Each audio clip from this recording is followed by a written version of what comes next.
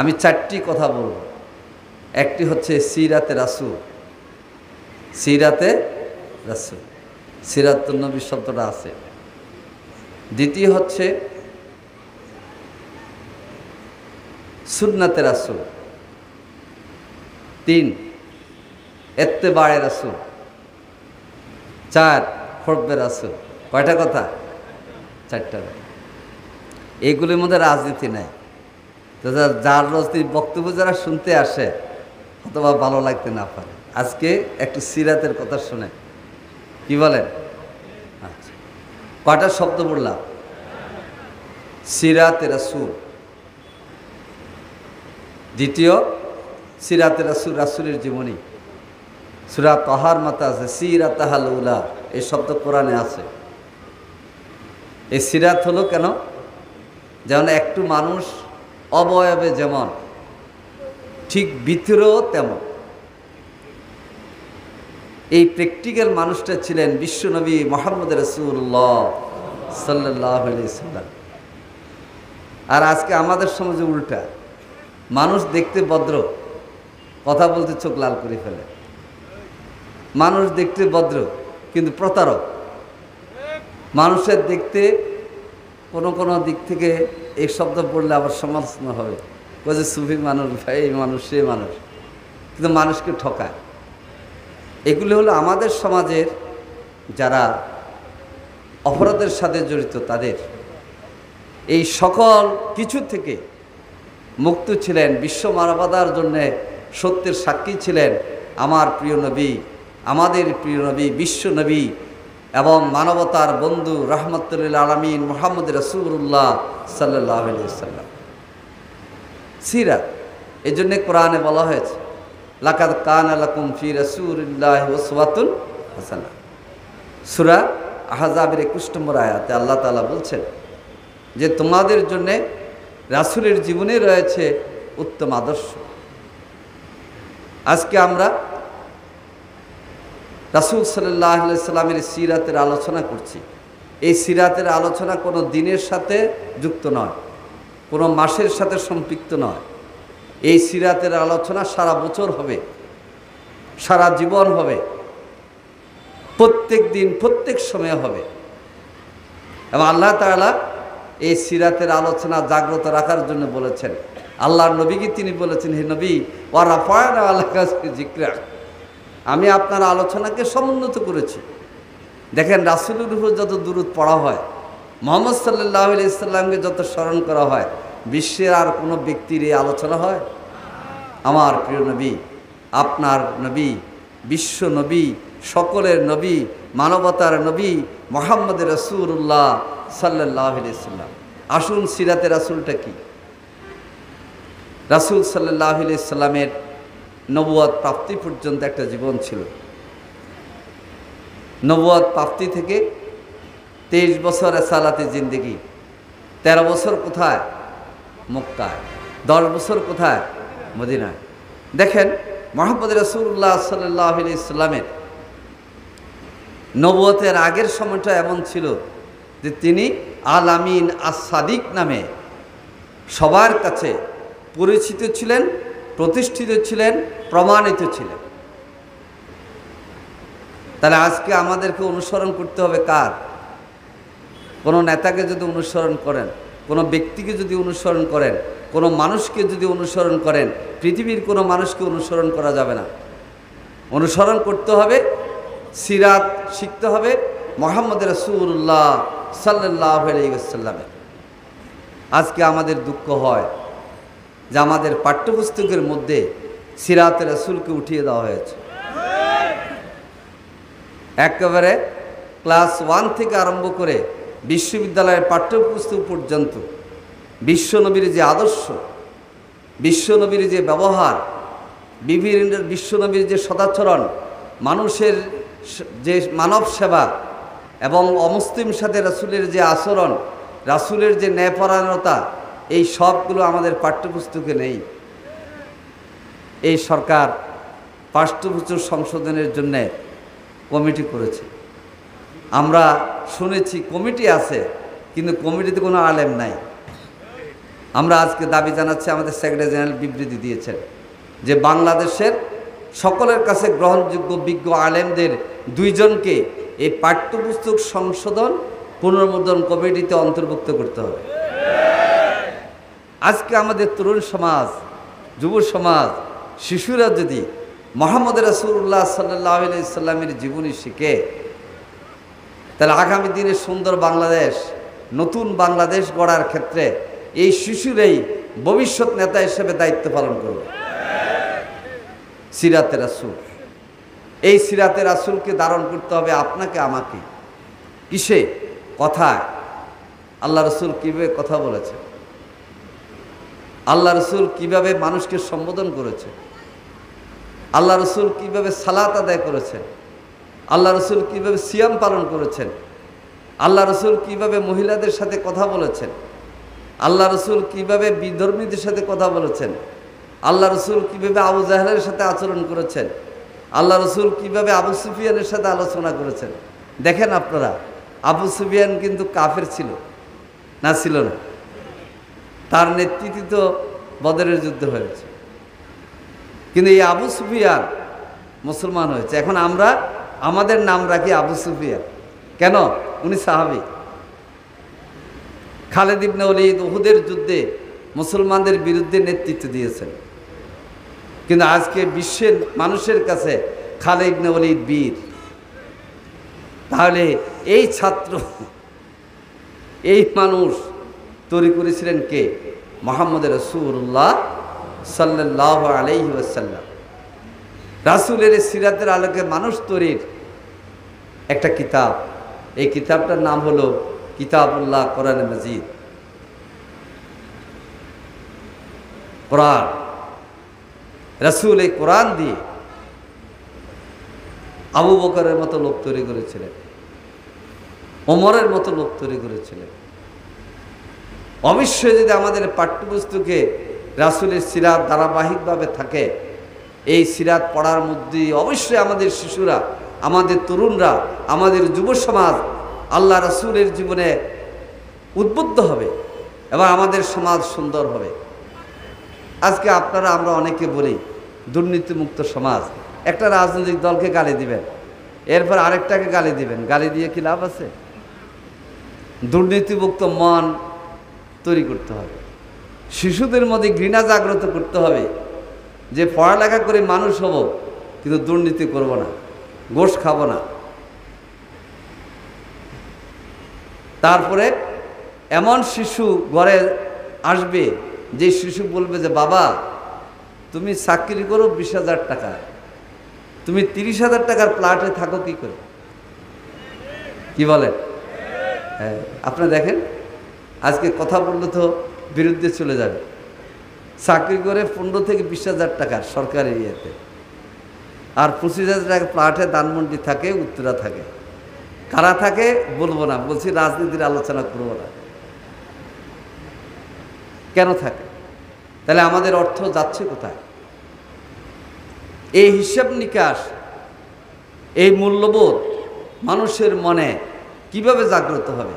জাগ্রত হবে মুহাম্মদ রাসূলুল্লাহ সাল্লাল্লাহু আলাইহি সাল্লামের যে আদেশ, যে নিষেধ, তার যে শিক্ষা, এটাকে আমাদেরকে ধারণ করতে হবে। আমাদের একজন আলোচক বলে গিয়েছেন, মুহাম্মদ রাসূলুল্লাহ সাল্লাল্লাহু আলাইহি সাল্লাম নিজেই বলেছেন, ইন্নামা বুইস্তু মুআল্লিমান, আমি শিক্ষক হিসাবে প্রেরিত হয়েছি। রাসূল ছিলেন বিশ্ব মানবতার কি? শিক্ষক।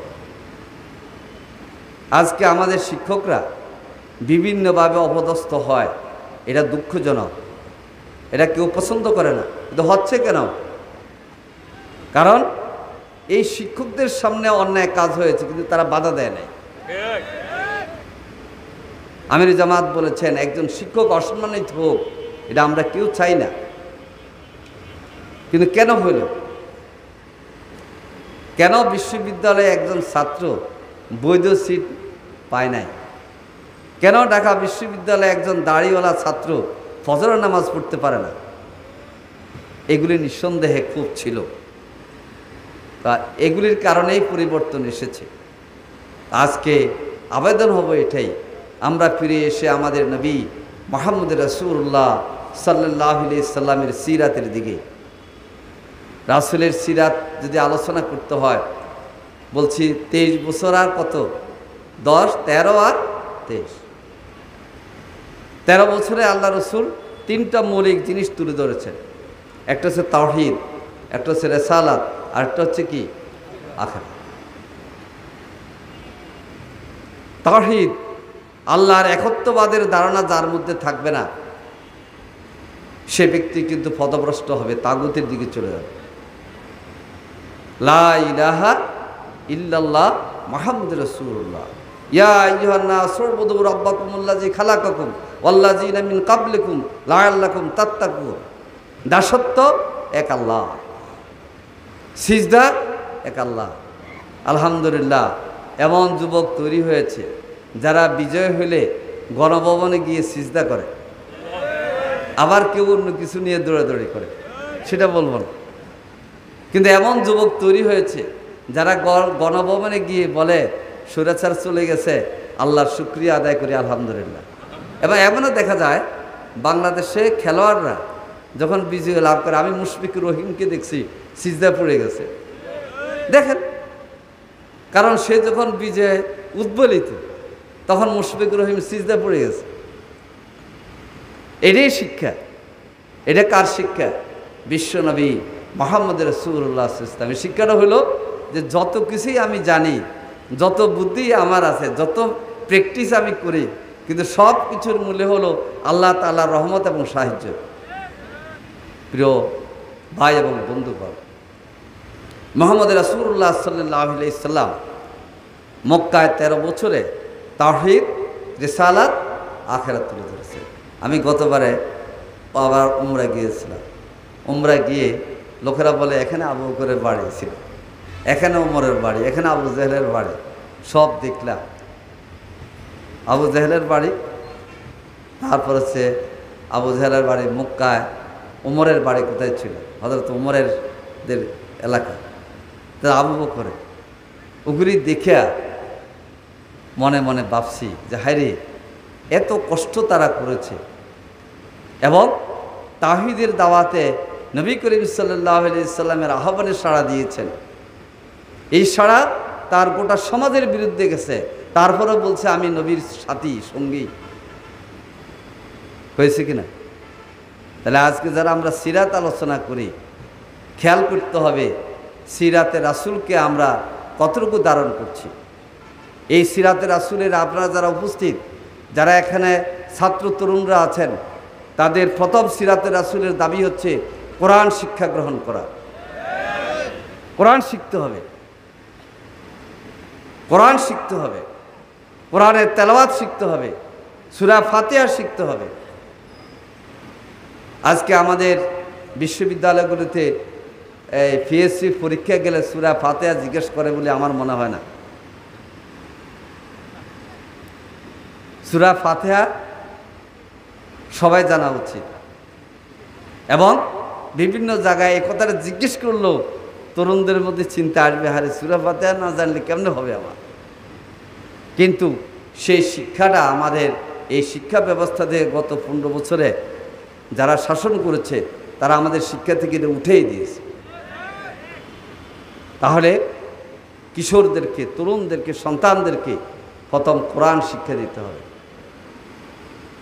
আপনারা যারা এখানে উপস্থিত আছে, আমাদেরকে কোরআন শিখতে হবে, কোরআনের আয়াত মুখস্থ করতে হবে। আল্লাহ রসুল সাহাবীদের কোরআনের শিক্ষার ধরন ছিল, কোরআন পড়তো চোখের পানি চলে আসছে। আমাদের কোরআন পড়া কি এই ধরনের হয়? সিরাতের আলোচনায় এসেছেন, শোনেন। সূরা মায়েদার 83 নম্বর আয়াত আল্লাহ তাআলা বলছেন, ওয়াইজা সামিউ মা উনজিলা ইলা রাসূল। এইসব সাহাবীরা যখন আল্লাহ রসুলের মুখে কোরআনের ওহীর তেলাওয়াত শুনত, তারা আইয়ুরাহুম তাফিদু মিনাদ দামে। হে নবী, আপনি দেখতেন যে তাদের চোখে পানি এসে গেছে। কেন? মিম্মা আরাফু মিনাল হক। এই কোরআন তেলাওয়াতের মধ্যে দিয়ে কি জন্য চোখের পানি এসেছে? তারা আল্লাহর সত্যকে বুঝতে পারত এবং তারা বলে উঠতে ইয়াকুলুন রব্বানা আমান্না ফাকতুবনা মা শাহিদিন। হে রাব্বুল আলামিন, সত্যবাদীদের আমাদের অন্তর্ভুক্ত করো। কোরআনকে যদি আমরা সেভাবে ধারণ করতে পারি, তাহলে এই সমাজে ঘুষ দুর্নীতি থাকবে না। অনেকে বলে, কটাক্ষ করে, যে সালাতও পড়ে, রোজাও রাখে, সুন্দর করে গোশও খায়। বলেন, এই দুঃখ তো আমাদের সবার। কেন হবে? আজকে শুধু একটা সরকারকে, মানুষকে গুটি কত লোকরে গালি দিলে হবে না, শিক্ষার মধ্যে অন্তর্ভুক্ত করতে হবে যে ঘুষ গ্রহণ করা অন্যায়, হারাম। আর রাশি ওয়াল মুরতাশি কেলাহুমা ফিন্নার, ঘুষদাতা এবং ঘুষ গ্রহীতা উভয় জাহান্নামে। এখন যারা ঘুষ গ্রহণ করে তাদেরকে আমরা গালি দেব, যারা ঘুষ দেয়। এই জন্যে এই সমাজে ঘুষ দেব না, আবার ঘুষ নেওয়ার মানুষ যেন চেয়ারে বসতে না পারে এই চেষ্টাও করব। দেখেন, আজকের ঘুষের বাণিজ্য হওয়ার কারণে হয়েছে কি, যে যারা যে চাকরি করে জীবনে বাড়ি করতে পারতো না, তারা কানাডাতে বাড়ি বানায়। টাকা কার? দেশের জনগণের। একজন মানুষ মামলা পড়ে, জমি বিক্রি করে মিথ্যা মামলা থেকে ছাড় পায়, কিন্তু যারা টাকাটা নিতেছে তাদের এই টাকার দরকার ছিল না, কারণ এই টাকার মালিক তারা না। এই টাকা মানুষের পায়ে গুলি করে এই টাকা আদায় করা হয়েছে। এটা হচ্ছে ঘুষের অপকারিতা, দুর্নীতির অপকারিতা। দুর্নীতি দমন কমিশন আছে, সকলকে ধরে না, ধরবে আমাকে, আপনাকে। তাহলে রাসূল সাল্লাল্লাহু আলাইহি সিরাতের আলোকে আমরা যদি সবাই নিজেদেরকে আদর্শবান রূপে গড়ে তুলতে পারি, নিঃসন্দেহে ধীরে ধীরে ঘোষ দুর্নীতি বিদূরিত হবে আমাদের সমাজ থেকে।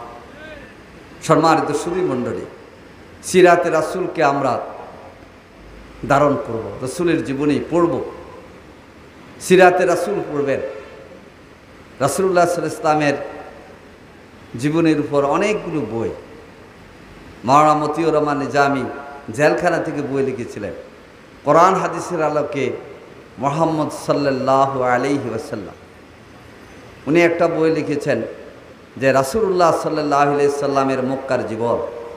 উনি গ্রেপ্তার হওয়ার পর 1-2 বছরের মধ্যে জেলখানা বসে এই লেখাটা লিখেছেন। কেন?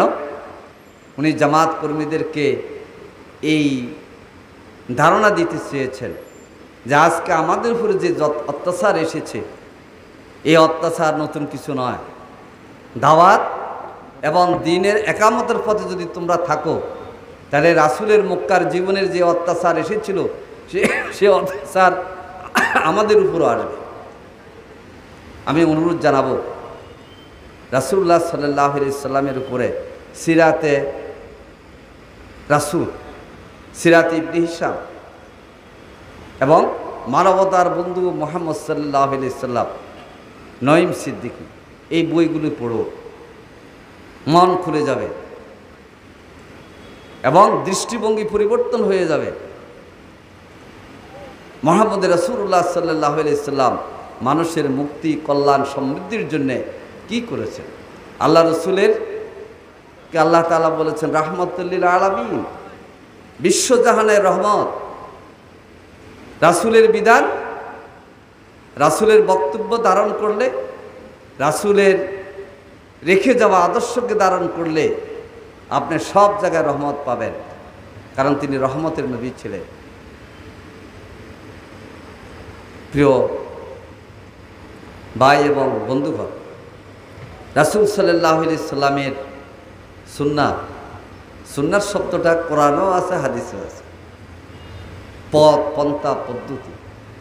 মা আতাকুমুর রাসূলু ফাকুযু ওয়া মা নাহাকুম আনহু ফান্তাহু। আলাইকুম বিসুন্নতি ওয়া সুন্নাতিল খুলাফায়ে রাশিদিনাল মাহদিয়িন। তারাকতু ফীকুম আমরাইন লান তাদিল্লু মা তামাসসাকতুম বিহিমা কিতাবাল্লাহি ওয়া সুন্নাত রাসূলি। তাহলে রাসূল সাল্লাল্লাহু আলাইহি সাল্লামের পরপন্থা, সুন্নাহ, এই সব কিছু আমাদেরকে আমলে নিতে হবে। আপনাদেরকে কিতাবের কথা বলে আপনাদের শুধু সহিহ বুখারী হিসাবে জানেন, এই কিতাবটার নাম অনেক বড়, আসহি আল মুসনাদ আল মুক্তাসার মিন উমুরি রাসূলুল্লাহ সাল্লাল্লাহু আলাইহি সাল্লাম ওয়া সুনানিহি ওয়া আইয়ামি। এটা হলো বুখারী শরীফের পুরো নাম। অনেকে কামেল পাশ করে এটার নাম পারে না। আসহি আল মুসনাদ আল মুক্তাসার মিন উমুরি রাসূলুল্লাহ সাল্লাল্লাহু আলাইহি সাল্লাম ওয়া সুনানিহি ওয়া আইয়ামি। অর্থাৎ বুখারী শরীফে উমুরে রাসূল, সুন্নাতে রাসূল, আইয়ামে রাসূল, রাসূলের যত আমর ছিল সব হাদিসের মধ্য দিয়ে ইমাম বুখারী আমাদের কাছে দিয়েছেন। আল্লাহ রসুলের যে সুন্নাত কর্মপন্থা ছিল জীবনের, তিনি কিভাবে শুতেন, তিনি কিভাবে হাসতেন, তিনি কিভাবে কথা বলতেন, তিনি কিভাবে খেতেন, তিনি কিভাবে মানুষকে শ্রদ্ধা করতেন, ছোটদেরকে স্নেহ করতেন, কিভাবে শত্রুদের সাথে আচরণ করতেন, সব কিছু হাদিসের মধ্য দিয়ে আল্লাহ রসুলের আছে লিপিবদ্ধ হাদিস শরীফে, বুখারীতে, মুসলিমে, তিরমিজিতে। এটার নাম হলো সুন্নাতে রাসূল। তারপরে আইয়ামে রাসূল। আইয়ামে রাসূল হলো রাসূলের দ্বীনের কার্যাবলী। 23 বছর রিসালাতে জিন্দেগিতে কত কাজে করেছেন, দাওয়াতের কাজ করেছেন, হিজরতের কাজ করেছেন, শাহাদাতের কাজ করেছেন এবং মানুষের জন্য সেবার কাজ করেছেন। সুন্নাতে রাসূল, অনেকে তো মনে করে সুন্নাত বললে নির্দিষ্ট জামা কাপড়। হ্যাঁ, সুন্দর জামা কাপড়, টুপি, পাগড়ি যদি আমরা ব্যবহার করি, আপনাকে অবশ্যই একজন ভালো মানুষ বলবে। টুপি, দাড়ি, পাগড়ি দিয়ে মানুষ অন্যায় করার সময় ভাবে, হ্যাঁ রে, এই কাজ অন্যায় করার জন্য, এই কাজ হচ্ছে ইমামতি করার জন্য। কি বলে? এই জন্যে দাড়ি, টুপি সব কিছুকে মানুষ সম্মান করে। আর এখন তো আলহামদুলিল্লাহ সচিবালয় থেকে আরম্ভ করে দাড়িওয়ালা লোকে বাড়িয়ে গেছে বেশি। কি বলেন? আগে আমাদের তরুণরা এবং তরুণীরা বলতে যে দাড়ি রাখা ছেলে পছন্দ না, এখন দেখি দাড়ি রাখা মেয়ে দাড়ি রাখা ছেলেকে পছন্দ করে। এটার কারণ কি? কারণ হচ্ছে ওই দাড়ি রাখা ছেলেটা কথা লঙ্ঘন করে না, প্রতারণা করে না, স্ত্রী হত্যার আসামি হয় না। আমাদের সমাজে স্ত্রী হত্যার আসামি হয় কে? স্বামী। স্বামী হত্যার আসামি হয় কে? স্ত্রী। আল্লাহ রসুলকে এই শিক্ষা দিয়ে গেছে। সুন্নাতে রাসূলের তরিকায় তরুণরা বিয়ের শাদী করো। আল্লাহ রসুল বলছে শক্তি সময় হয়েছে, বিয়ে করে ফেলো। এখন দেখা যায় বয়স 40-এর কাছে যায় বিয়ে করে না। আমাকে অনেকে বলে যে আপনি তো বেশি উদ্বুদ্ধ করেন শিবিরকে বিয়ের শাদী করে। আমি যে হ্যাঁ করবো। বিয়ের শাদীর জন্য চাকরি বাকরির চিন্তা, টাকা পয়সার চিন্তা থাকলে হবে না। বিয়ের উপযুক্ততা এসেছে, মা বাপকে বলতে হবে, লজ্জা নাই। আর বাকি খরচের দায়িত্ব ইনশাআল্লাহ ব্যবস্থা হয়ে যাবে। কিন্তু তারপরও বিপদে যাওয়া যাবে না। আল্লাহ রসুল বলছে তাজা আওয়াজু, বিবাহ শাদী করো। দুইটা ফায়দা, ফাইন্নাহু আগাদ্দুলিল বাসার ওয়া আহসানুলিল ফার। চোখের তোমার সংযত হবে আর লজ্জাস্থানের হেফাজত হবে। তুমি একজন সুরক্ষা ইমানদার হিসেবে আল্লাহ তাআলার কাছে যুবক হিসেবে পরিগণিত হবে। আরশের নিচে কিয়ামতের দিন ছায়া পাবে। আমাদের যুবকদেরকে আজকে এটা বলা হয় না। বয়স দেখা যায় 25 থেকে 40 হয়ে যায়, বিবাহ শাদীর খবর নাই। কি মেয়েদের বিবাহের জন্য বলা হয় যে এত বছর হবে। সাহাবীদের আল্লাহ রসুল জীবনে আমরা দেখেছি 9 বছরের পর থেকে বিবাহ শাদী শুরু হয়েছে।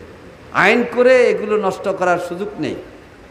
এই সুন্নাতে রাসূলের আমল যদি সমাজের বিভিন্ন পর্যায়ে আমরা করতে পারি, নিঃসন্দেহে আমাদের সমাজটা মাদানী জিন্দিগির সমাজে পরিণত হবে ইনশাআল্লাহ। সুধীমণ্ডলী, তৃতীয় কথা যেটা ইত্তেবায়ে রাসূল, অনুসরণ। ইন কুনতুম তুহিব্বুনাল্লাহা ফাত্তাবিউনি। রাসূলকে আমরা মহব্বত করব। ইয়া নবী সালাম আলাইকা বালাগাল উলা বিকামালিহি কাশাবাদ দুজা বিজামালিহি। অবশ্যই আল্লাহ রসুল দুরূদ পড়লে আল্লাহ খুশি হন, রাসূল খুশি হন। কিন্তু রাসূল যা বলে গিয়েছে, আল্লাহ রাসূলের যে মর্যাদা দিয়েছে, প্রতি ক্ষণে ক্ষণে, প্রতি পদে পদে এটার অনুসরণ করতে হবে। সেই অনুসরণ করেছেন সাহাবায়ে কেরাম। সময় হয়ে গেছে, আমি হযরতে সাবিত ইবনে কায়েসের একটা উদাহরণ দেব। দেখেন আল্লাহ রসুলের অনুসরণ কি করেছে। আল্লাহ রসুলের দরবারে ওমর, আবু বকর বসে আছে। এই বনি তামিম গোত্রের লোকেরা আসলো, কথাবার্তা বলল। ওমর এবং আবু বকরের মধ্যে কথার একটু বড় হয়ে গেল। আল্লাহ তাআলা সূরা হুজরাতের 2 নম্বর আয়াত নাজিল করে 1 নম্বর আয়াত নাজিল করে বললেন, লা তুকাদ্দিমু লা তারফাউ, একে অপর আল্লাহ রাসূলের আগে অগ্রসর হয়েও না। লা তারফাউ আসওয়াতাকুম, তোমাদের গলার আওয়াজ উঁচু করো না। দুইটা কথা বলছে। এর মধ্যে একজন সাহাবী চলে গেছে, চলে যাওয়ার পরে তাকে পাওয়া যায় না। আল্লাহ রাসূল সাহাবীদের একটা গ্রুপকে পাঠালেন, সাদ ইবনে কায়েস কোথায়, তাকে খোঁজ করে আনেন। সাহাবীরা গেলেন, গিয়ে বললেন সে কাঁদাকাটি করতেছে। বললেন, হে সাহাবী সাবেত ইবনে কায়েস, আপনি কাঁদতেছেন কেন?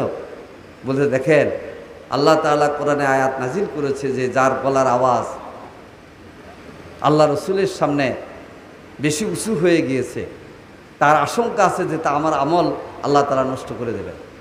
আমার আমল নষ্ট হয়ে গেছে, আমি আনা রাফিউস সাউত, আমার গলার আওয়াজ ধরা আছে। আল্লাহ রসুলের কাছে সাহাবীরা এসে কথা বলার পর আল্লাহ রসুল বললেন, কোরআনে আয়াত নাজিল হওয়ার পরে যে সাহাবীর মধ্যে অনুভূতি জাগ্রত হয়েছে, আমি রাসূল সাক্ষী দিচ্ছি ইন্নাহু মিন আহলিল জান্নাহ, সে জান্নাতীদের একজন।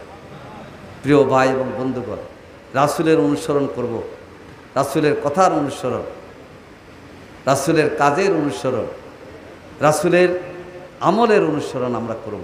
সর্বশেষ হুব্বে রাসূল, রাসূলকে ভালোবাসা। দুনিয়ার সব কিছুর উপরে রাসূলের সুন্নাত হবে আমার ভালোবাসা। রাসূল যেভাবে বলে গিয়েছেন আমি সেভাবে চলব। এই জন্যে বলা হয়েছে, লা ইউমিনু আহাদুকুম হাত্তা আকুনা আহাব্বা ইলাইহি মিন ওয়ালিদিহি ওয়া ওয়ালাদিহি ওয়ান নাস আজমাইন।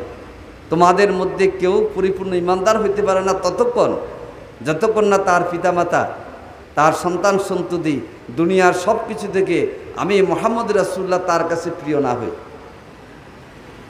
বিশাল বিষয় আছে। আসুন আমরা সবাই সিরাতে রাসূল, সুন্নাতে রাসূল, ইত্তেবায়ে রাসূল এবং হুব্বে রাসূলের ক্ষেত্রে আল্লাহ রসুলের পরিপূর্ণ একজন অনুসরণকারী হই। তাহলে আশেক রাসূল হিসেবে প্রচার করা লাগবে না। আপনি যখন সমাজে চলবেন, নামাজের আজান হওয়ার সাথে সাথে যখন মসজিদে যাবেন, আমল যখন দুরুস্ত হবে, মানুষ বুঝবে যে প্রকৃত হত্যে আল্লাহ রসুলের একজন প্রেমিক গোলাম সমাজে আছে। আসুন বাংলাদেশ জামাত ইসলামী সিরাতে রাসূলের আলোকে এই সমাজকে সংশোধন করতে চায়, সুন্নাতে রাসূলের আলোকে এই সমাজকে গড়তে চায়। এতে করে অনেকে আমাদেরকে গালি দেয় কি না? এবং ইসলামের মধ্যে অনেকে আমাদের বলে যে আমাদের আকীদা ঠিক নেই, আমরা নাকি সাহাবাদের সমালোচনা করি। দুটো কথা বলে শেষ করব। আমাদের আকীদা বলে দিতেছে, আমাদের আকীদা কি নতুন কিছু না, লা ইলাহা ইল্লাল্লাহু মুহাম্মাদুর রাসূলুল্লাহ।